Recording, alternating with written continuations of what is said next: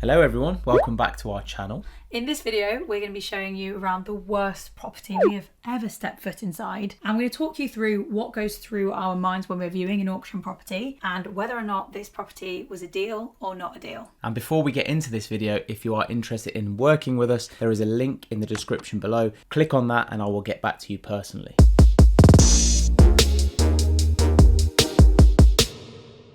Let's start by taking a walk around through this property, and thank the Lord we don't have to physically do that again. It was definitely the worst one. We're going to do it now virtually, which is fantastic. The first thing we actually noticed when walking up to the property was a huge hole in the roof. Now, there looks like there was a few tiles missing. What this has actually done is caused a lot of damage inside the property. You can see actually on the bricks on the external of the property as well that some of the cement has started to wear over time. It's difficult to actually see the full extent of what this water damage has done, so without stripping the property back you won't know exactly what has happened. This could be a very expensive problem to fix, so that's why it's good to clock that before you've made any decisions. The front garden is completely overgrown. Now, most people will overlook this and just think that that's a very quick and easy and cheap thing to fix. However, again, when you can't see underneath, you genuinely don't know what is under there. It could be concrete, it could be soil, and until you really strip that back, you won't know exactly the extent of the cost of that as well. So just to give you some context, there was somebody living here 3 weeks ago, is what the guy said. I actually had my face mask and AK didn't, so he just used his shirt here. And we enter the property. As you enter, you turn immediately right into a living room. And the person living here, we were told by the auction house, had only just moved out 3 weeks ago. So this property is in a really bad state. There was animal hair everywhere. There was a lot of trash and wrappers. It was just hard to see past the mess and look at the potential. It was quite puzzling and quite fitting because there was a lot of puzzles in that room as well. So the person who lived there before obviously was a keen puzzle artist. Looks like they're doing really well on that puzzle.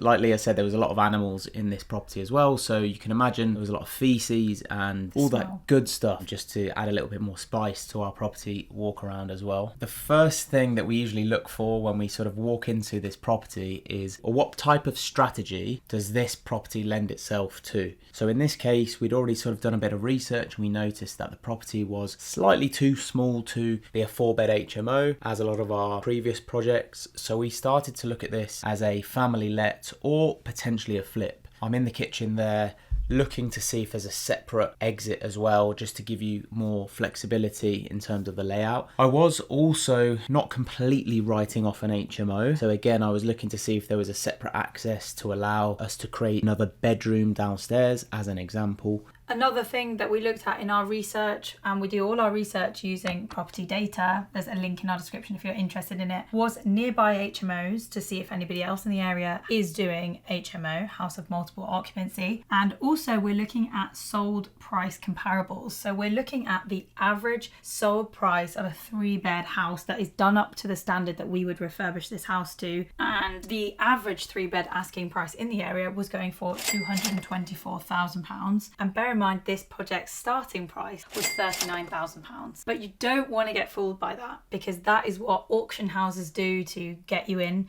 to get you through the door. The starting price is not going to be what it sells for. In fact, there's always a minimum, which is called a reserve price. And this is either plus, minus 10 and 20% of the starting price. So we can always assume £39,000 plus, say, 10%, 3,900. Added together, 42,900 would be the absolute minimum reserve price on this property. So that's always worth remembering, because I feel like with the guide prices at auction properties, they just do it to get you through the door, to get some interest and to get investors bidding. Okay, back to the property now.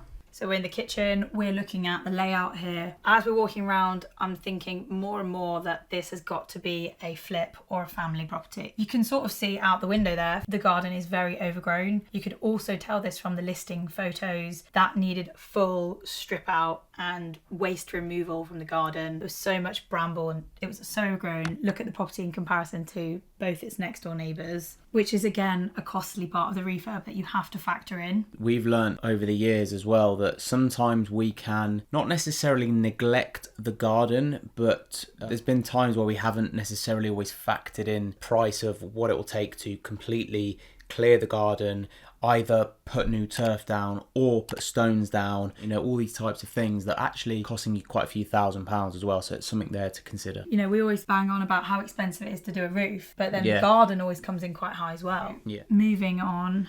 Now we're going up the stairs. I know we've said it before, but the animal hair in this property was unparalleled. I've never seen anything like this. It was so bad. I don't think those stairs had ever seen a vacuum.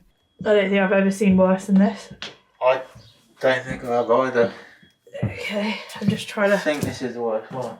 And we go upstairs. We're now looking for layout because this is a 3-bed property. Going into bedroom 1, you'll notice on top of the window is where a lot of that leak has been coming in through those missing tiles on the roof there. So there was so much damp coming through that it was actually starting to cause a lot of drooping of the ceiling. And like I said to you before, without stripping all that plaster back and going back to brick, you won't necessarily know the extent of the damage. However, it's very likely you would have to strip it back to brick anyway to repair all of that fully. Yeah, it need full damp proofing. As you said, the roof was bowing. This room is the biggest room in the property as well. It's a very small double. As we walk into the sort of main bathroom, again, you know, this is just a very sort of tired, dated, dirty bathroom. Nothing majorly wrong with it structurally. Those windows definitely are going to need to be changed. So again, we're starting to sort of add these up in our head now as we go along. Yeah, it would be a full strip out of that bathroom, completely new bathroom needed. But in terms of size, it's not bad. It is the only bathroom to the property. And you'll notice that there's a door there which didn't actually open.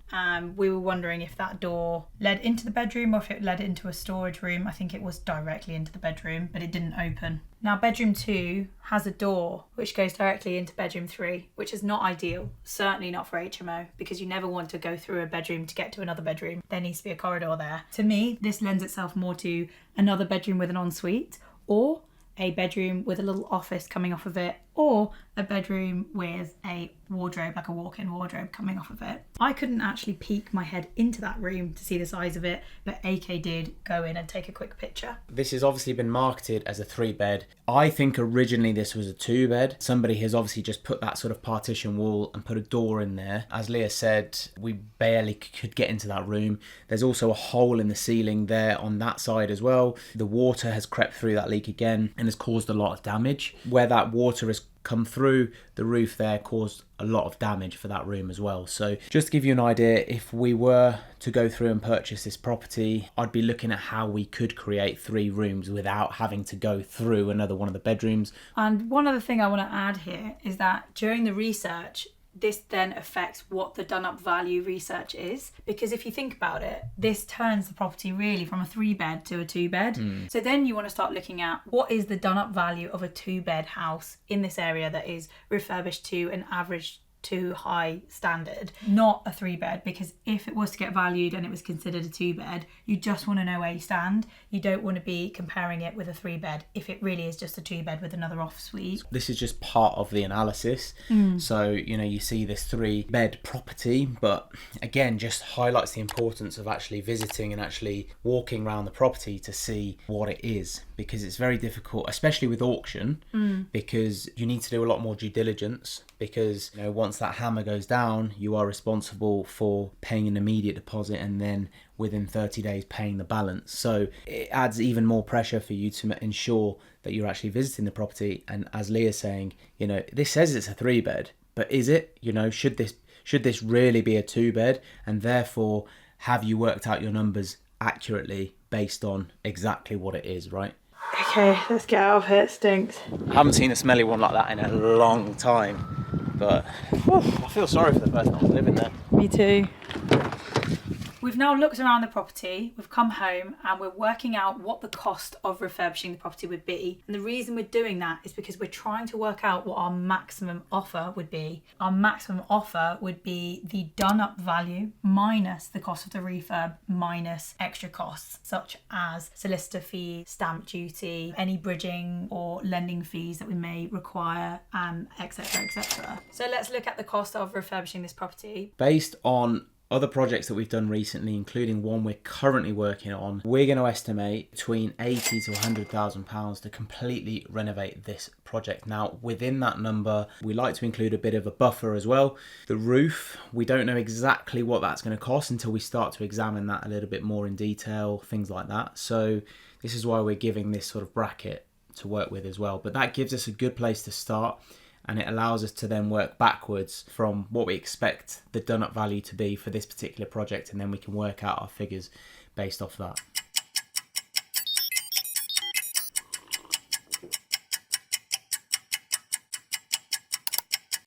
It's the next day. And this morning, the property sold for £110,000. Hammer went down, and that was it. Finished, and we didn't get it. We didn't buy it. We're going to talk you through why our maximum offer was £75,000, why we stopped as soon as it went over our maximum offer, and what it means for the buyer today who's bought that property that's placed down a 10% deposit of £11,000 and then owes the remaining balance in 28 days. Let's talk you through how we came to our maximum offer on this property. So in our research, we found a similar, comparable 3-bed property on the same street, just a few doors down, in a good condition that sold subject to contract for £185,000 only a few months ago. And I think the important thing to note with sold subject to contract is that that's not always the exact price that that particular property sold for. Once the property has sold, it takes a little bit of time, but you need to wait until records have been updated. Information is then available on either the land registry or Rightmove, for example. Exactly, or property data. Or property data. Which is a great one if we actually use property data for all our digging and all our research. So there is a link in the description. For the purpose of this research, let's assume £185,000 is the done up value of this property. And we're saying that this property from top to bottom, roof, garden, inside, everything, fully refurbished is going to cost £100,000. And that includes contingency. Then that leaves £85,000. So why was our max offer not 85,000 and why was it 75,000? In our analysis, we budgeted £10,000 for legal fees, surveys, stamp duty, and things like the cost of borrowing money, which brought our maximum offer to £75,000. Which is very aggressive and so competitive. aggressive. So I'm quite interested to see what's going to happen with this property. £110,000 feels high. It didn't work for us. But it doesn't mean that the deal doesn't work for anybody. Right. So if we had gone ahead and put an offer in for £110,000 and if we'd have got this property at auction, we would have had to be prepared to leave £35,000 in the deal. And at this point in our investing journey, we're just not at that place where we want to land large sums of money into properties, especially since this style of property doesn't lend itself to HMO. If you're interested in HMOs, we've got other videos on our channel which show the money and the numbers behind those HMOs, and you can see how much money we do leave in the deal when the rent justifies it. But on this property, that was not going to be the strategy for us. So yeah, we didn't buy it. And I'm glad we didn't buy it. That's the thing with property as well. It's got to take the emotion out of it. Got to look at the numbers. If you buy based on emotion, often you're going to buy the wrong thing and you're probably going to make mistakes. I think you've got to be prepared to walk away from the property. Yeah. It's an 100%. entirely different story if you're buying for your personal residence. Perhaps Yeah. you're sitting there and you go, I found this dream property. We're at an auction and I'm going, oh my gosh, imagine bringing up the children here and da da da da. It's not this way. With investing, you've got to know your maximum offer and be prepared to walk away when it goes over. Yeah, and also, just to be clear, the maximum offer can differ depending on the individual. So for us, we are not builders. We don't do any DIY. The person that's bought this, potentially, I'm not saying they are, could be a builder. They could benefit from doing a lot of the work themselves, from having much better prices with the materials and that sort of thing that allows them to buy it at that price. It's a personal thing. You've got to work out the numbers for you, for your situation, and make sure it's right for you and for your strategy. Thank you so much for watching this video. We hope you enjoyed it. As I said earlier, there are other videos on our channel which are more to do with the numbers behind our HMOs and what profit it leaves at the end of the month. If you are interested in watching those, we'll link them up in the cards above. If you're also interested in potentially working with us as well, there is a link in the description box below, so click on that and I will get back to you personally. And we'll see you in our next video. See you in the next one. Bye.